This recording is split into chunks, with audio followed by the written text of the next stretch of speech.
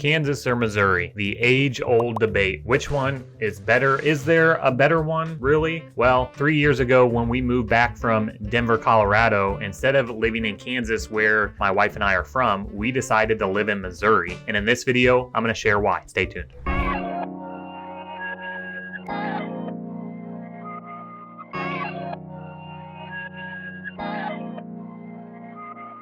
And welcome back. I'm Kyle, a local realtor right here in Kansas City. And we put out videos every single week about what it's like living in Kansas City. So whether you're moving to or you live here and you're looking to maybe buy or sell, I mean, ultimately that's why I put out these videos. But either way, go ahead and hit that subscribe button because we are releasing new videos every week about what it's like living here in Kansas City, and we'd love to have you along for the ride. These debates can get pretty heated about Kansas or Missouri.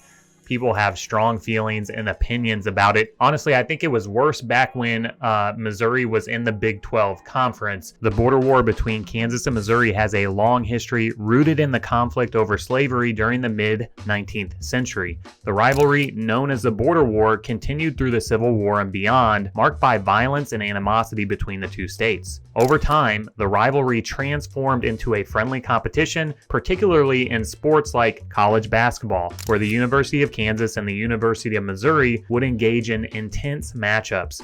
Today, residents of both states engage in good-natured banter, comparing the merits of living in Kansas or Missouri, but ultimately recognizing that the Kansas City metropolitan area offers diverse communities, rich history, and a range of amenities on both sides of the state line. So I grew up on the Kansas side in Johnson County. My mom and I really bounced around, and ultimately we landed in Olathe. Now, Olathe is a suburb on the southwest corner of Johnson County, but it's a little further out from downtown Kansas City than I really wanted to be when we moved back. It's about a 30-minute drive from Olathe to downtown Kansas City. And my experience growing up was, just really that suburb life. I didn't really spend as much time in Kansas City as I would have liked. And for the most part, my friends and I, we just really hung out in and around Olathe, and there just aren't that many things to do. At least that's my experience. It's just your typical suburb. It's pretty spread out. Like, I remember having to skateboard 20 to 30 minutes across town just to get to my friend's house. I wanted something more walkable. I wanted a different experience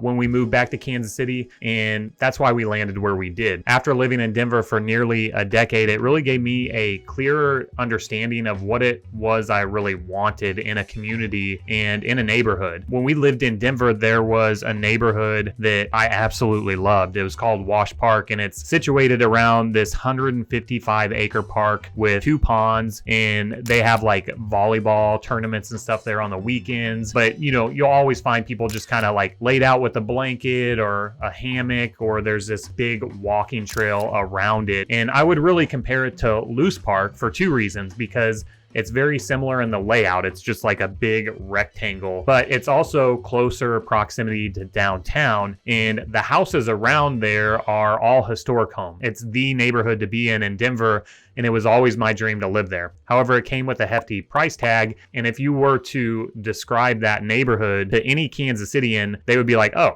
that sounds like Brookside. So of course, when we moved to Kansas City, I had my eye on Brookside as a potential landing spot. Brookside is comprised of several distinct Kansas City neighborhoods, including Armour Hills, Morningside, and Crestwood. It's known for its tree-lined streets and picturesque homes, with unique architectural styles that define each neighborhood, from Tudor-inspired houses to charming craftsmen. But Brookside is more than just beautiful homes. It's a tight-knit community that fosters a genuine sense of belonging, with many local businesses and amenities within easy walking distance. Some of my favorites to visit are Brookside Toy Store and the Roastery. Brookside has several parks and green spaces and access to the 6.5-mile trolley trail that spans from Waldo to the Country Club Plaza. Now, one of the things that was a major draw for us moving back to Kansas City from Denver was the affordability. When we bought our house in Arvada, a lot of our family back here, they were like, "You paid what for that?" And when I started looking for houses in Kansas City, I was like, I can get what for that price? Because I was used to Denver prices. So affordability was a big draw for us.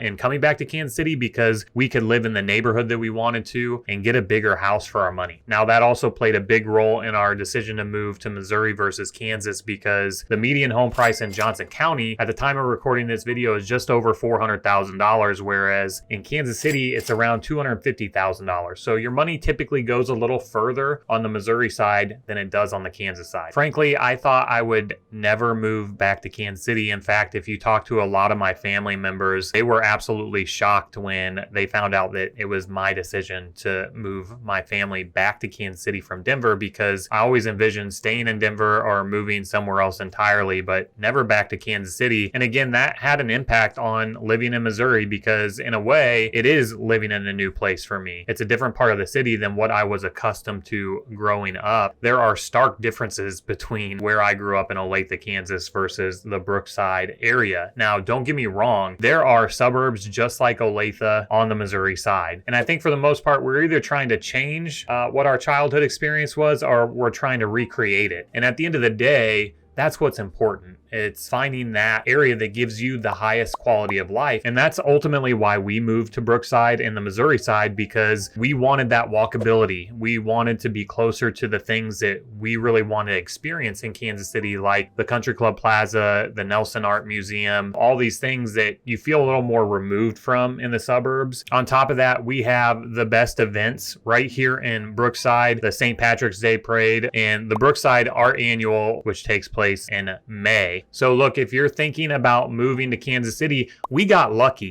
because we knew we wanted to live in Brookside, but we didn't really do a ton of research. I wish I would have stumbled across a channel like this when we were moving to Kansas City, because it would have helped us to discover some of these areas a little easier, but don't take that chance. I myself am licensed in Missouri and Kansas, and that's what we love doing most, is getting on a call with you, identifying what your priorities and preferences are for a neighborhood and a community, and then making a few suggestions that you may have never heard about. But in the meantime, if you're still kind of making that decision, we have a playlist on our channel of different suburbs and different neighborhoods. So be sure to check that out because we're releasing new videos every single week. And if you're moving to, buying or selling a home in Kansas City, well, we would love to assist you through that process. So shoot us an email at info@movingtokc.net. Until next time.